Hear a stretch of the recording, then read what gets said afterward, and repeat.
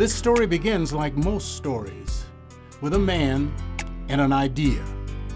The man is the Reverend Dr. Leon Finney Jr., grandson, son, and namesake of famous entrepreneurs. Dr. Finney has devoted his professional life to the cause of urban America. His approach was and is to organize voice for the voiceless and power for the powerless. His pragmatic philosophy is rooted in the high ideals contained in the sacred documents which frame our American democracy. We hold these truths to be self-evident, that all men are created equal and endowed with certain inalienable rights, life, liberty, and the pursuit of happiness without regard to race, color, creed, or station in life. His lifelong effort is to make a real difference in the lives of the average citizen for whom our nation was formed. He has succeeded beyond expectations. His ideas were initially developed while serving the Woodlawn Organization, first called Temporary Woodlawn Organization. The people called it TWO. No matter what the initials meant, founded in 1960 by the deceased organizer and social radical Saul D. Alinsky, and first led by the now Bishop Arthur Brazier, pastor of the Apostolic Church of God, the group began as a grassroots protest organization, waging community war against the real estate plans of its neighbor, the University of Chicago. There were two main concerns that we were organized to address at that time. TWO was organized to protest merchants who were taking advantage of the customers in Woodlawn. But the main reason was TWO's opposition to the expansion of the South Campus of the University of Chicago. The mobilization of black people at a grassroots level through which they had a vehicle to express the power of numbers. Well, Woodlawn at that particular time had inherited an essentially middle-class group of people that lived in what we call Central Woodlawn, which was from 63rd Street to 67th Street, from King Drive back to the lake. Those people were a victim of urban renewal when they started to build Lake Meadows and Prairie Shores. So they were relocated to Woodlawn. And so the University of Chicago started talking about urban renewal and Woodlawn, and it just ticked those people off because they were victims of urban renewal. Voter registration drives and confrontation were its initial methods. But over the years, as it gained power and influence, TWO expanded its approach for social change to include community development and human services. The TWO was responsible for getting it started the way it is. Woodlawn came from absolutely nothing. We had you had the taverns, you had to get rid of that. You had to get rid of the prostitution, you had to get rid of the gangs, and you had all of those things to get rid of before you could really work at bringing it back. Well, I think he's always played dual roles. I think that he has, I think his best strength is in organizing and facilitating. He's done that very, very well, but he's always, even in doing that, been in a leadership role because he has been the CEO of many organizations and run those organizations that have impacted the community. So I see him as having a dual role, and as I said, I think his greatest strength is in his organizing ability and his ability to move people from point A to point E to get a job done. Well, he's been able to step to the plate when it needed to be stepped to. I think the TWO story really need to be told to show what can be done with good, committed leadership. And if there's a story to be told, it's a story about commitment. It's a story about finding a good fight and getting in it. Okay? And they've proven it. And the fight goes on. But the difference is now it's a fight between gentlemen. There are still fights that's going on between TWO and the University of Chicago, but it's not, you know, there are rules in the game right now. There's a respect that is developed. There's a mutual respect that's developed. And that's what it's all about. Today, as testament to its success, it has developed 3,200 rental affordable apartments at a cost of $175 million. It manages 7,100 rental apartments throughout our city and state, employs a workforce of 425, and serves tens of thousands of people. But our first and most significant reason being involved with the Woodlawn organization is we feel we're contributing and participating in the benefits to the community, to the city of Chicago.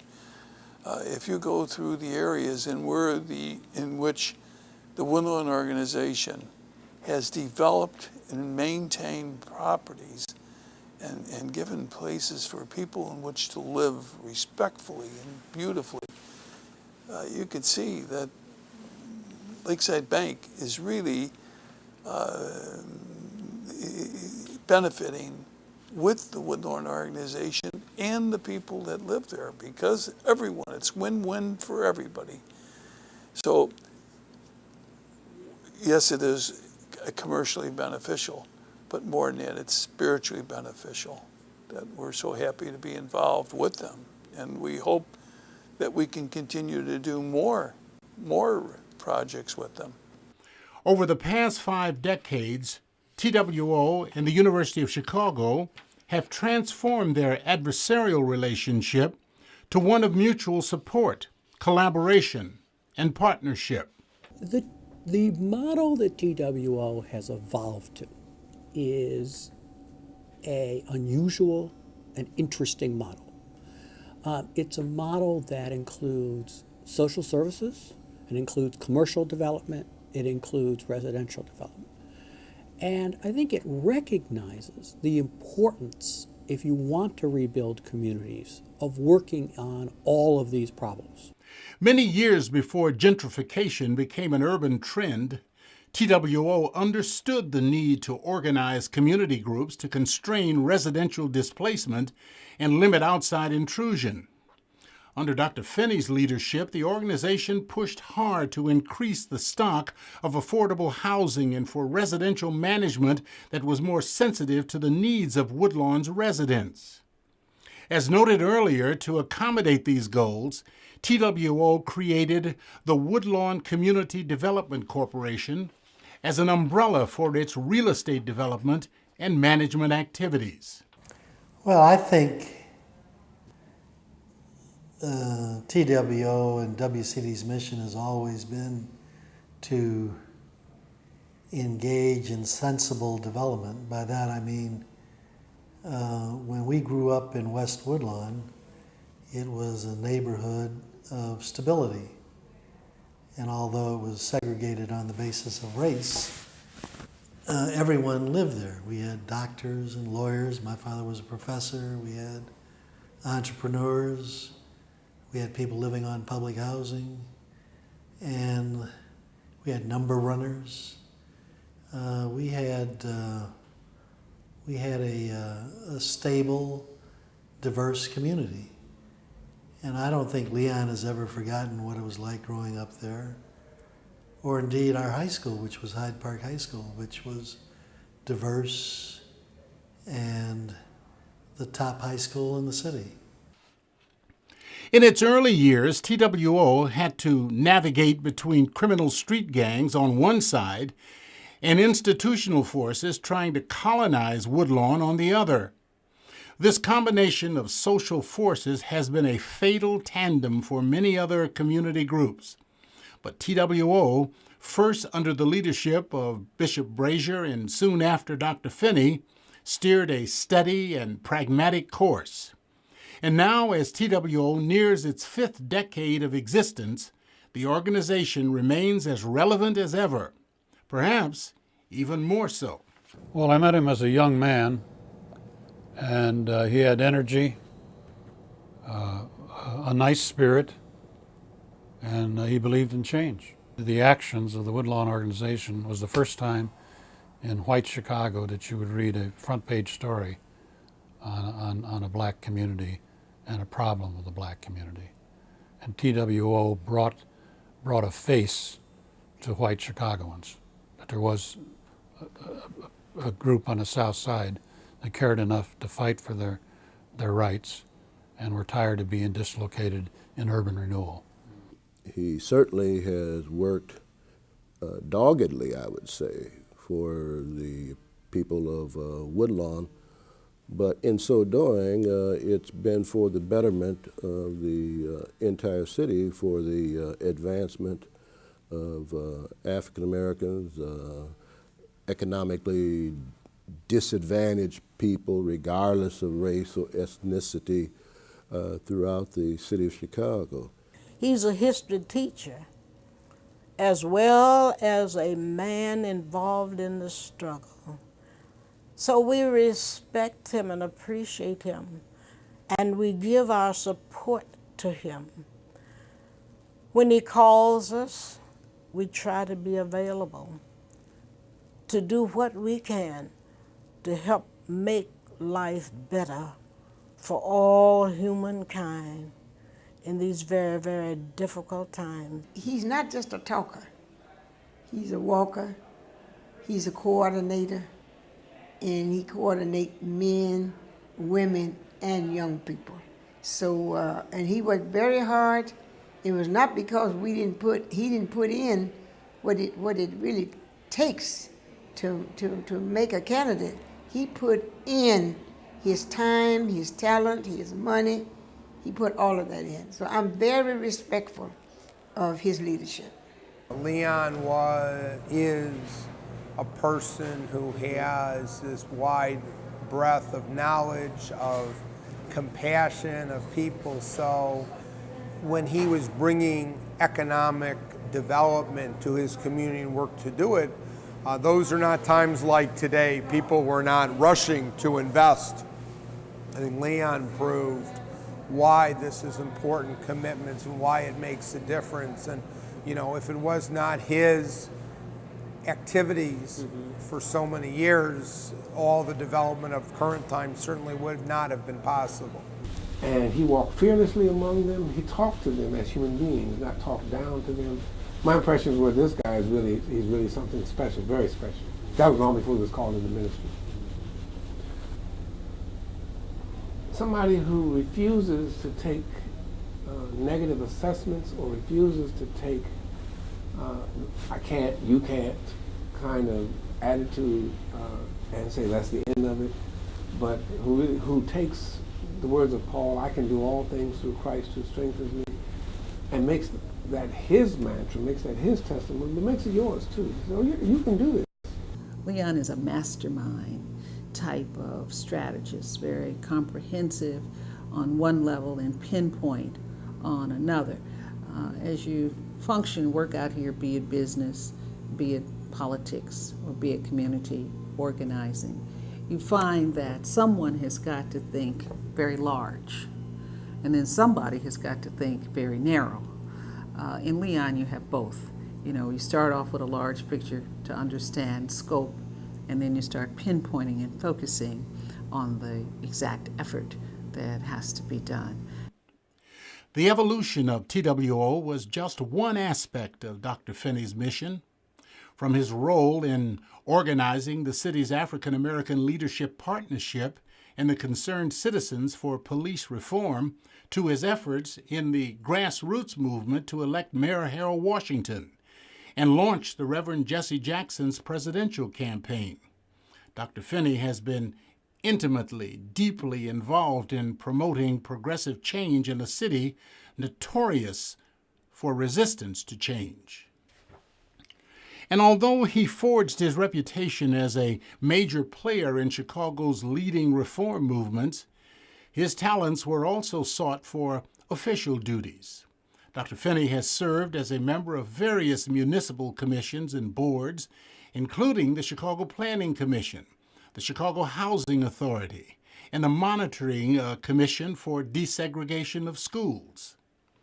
In fact, it would be no exaggeration to link Dr. Finney to every movement for progressive change in Chicago for just about the last half century.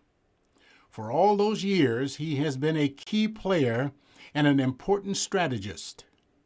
Since he avoids the limelight and prefers to serve behind the scenes, many are unaware of Dr. Finney's wide-ranging influence. But whenever city officials needed a black leader with a record of competence and commitment, the call went out for the Reverend Dr. Leon Finney. And today, after nearly 50 years on the front lines, he is still answering those calls. Along the way, he also got a call from God. After serving for many years under the inspirational leadership of Bishop Horace Smith at the Apostolic Faith Church, Leon Finney was called to start his own ministry, becoming the Reverend Dr. Leon Finney. I think that all of us have been put on earth and will have to answer for our time, our abilities and our talents. And I think he's working hard to make sure he gets those things done. I think there is something within him that drives him to understand the importance of what we do and the responsibility. He's a man of great integrity. And so I think it pushes him to get things done. I know he has personal faith, and I'm sure that he feels that when the Lord asks him, what did you do with your time and your talent and the gifts I gave you, he wants to be able to answer in the affirmative. I did all that I could, and I did my best. I worked with people. So I think he's driven by that. He also understands that we have a role to a wider community. I mean, he's been involved in widening communities, people who really need help and service and assistance, and he's committed to doing that. Always a man in a hurry, he made history by earning both a master's and doctorate degree in theology from McCormick Theological Seminary in less than 2 years, and then founded the Christ Apostolic Church. This added another dimension to the scope of his vision and deepened his sense of commitment. One aspect of his vision was the renovation and restoration of the Metropolitan Community Church, a site of enormous historic importance to Black Chicago. The Reverend Dr. Finney since has merged that once neglected gym with his congregation and created the Metropolitan Apostolic Church. I think that in fulfilling those roles, the role of father, the role of son, he's seen some of his some accomplishments that could not even be captured by words. The success of Kristen in terms of her being well-read, well-educated, just a lady of class and of distinction, successful in her own right as an investment banker, are directly related to the relationship he has with her. But I think that becoming a parent, it deepens the understanding of what they had to do to be able to create that consistency for us. Again, I talk a lot about all that my father has done for others, but it never impacted or shafted or lessened what he was able to do within the home for us. And a lot of times it's hard to have that balance where you feel that your parent gave to others and didn't give to you. Well, I can honestly say I felt that he gave me, 1,000,000 times more, but he still had enough to give to others. So that was a balance he had to make in his own mind, that despite the long hours, despite being on the road, despite going back and forth to Washington, D.C., which he did a lot when I was younger, and all the responsibilities that he had, not just with the Woodlawn organization, but with his father's business, the restaurants, and with his development corporations, and with being a professor over at McCormick, that he still had the time to come to my swim meets, play tennis with us, come to our school plays, and come to everything that we needed him to be at, and very much be an involved parent. And so I don't think that there's anything that I can remember throughout my entire life that my father was, as it relates to an event that he needed to be at, that he wasn't there for. And I'm talking about both public and events outside the home, as well as events that happen within the home. Although conditions have improved considerably in his beloved Woodlawn, the community still faces complex challenges. Gentrification has become an urgent reality as the neighborhood now attracts more affluent residents drawn by new development and improving housing stock. Neighborhood leaders work together to safeguard the sanctuary of longtime residents while respecting the rights of the newcomers. Parents and community leaders work to afford every child a good education. Although certain social problems linger stubbornly, the situation is dramatically better than in years recently past. Those changes are apparent in the declining crime rate. The housing stock has been significantly upgraded and is attracting the kind of mixed-income families that Dr. Finney has long argued are necessary for the community's long-term health.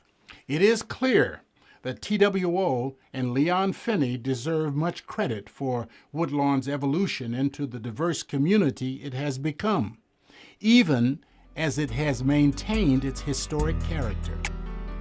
This little film has been a brief synopsis of the life of one particularly committed Chicagoan, the Reverend Dr. Leon Finney Jr.